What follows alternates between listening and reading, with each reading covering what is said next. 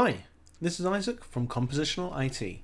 In this video, we're going to be looking at how to install F# Interactive, or FSI, in Linux. Working with scripts and the F# REPL is a core part of the F# development lifecycle. In code, with Ionide, you should be able to send arbitrary elements of code to FSI to be executed by highlighting the code portion we want to run and hitting Alt and Enter. Unfortunately, when I do this here, I receive an error that F#I failed to launch. This is because FSI is currently not available on .NET Core. Therefore, the only alternative is to install Mono, which comes with a version of FSI that we can use instead. To start with, I'm going to follow the instructions found on the F#org website.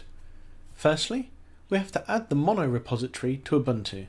Now, I'd actually already done this before recording this video, but simply executing these 3 lines in a terminal is all you need to do.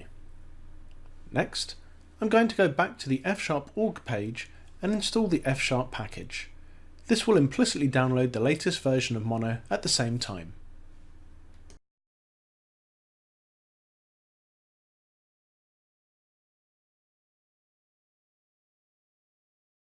That's it.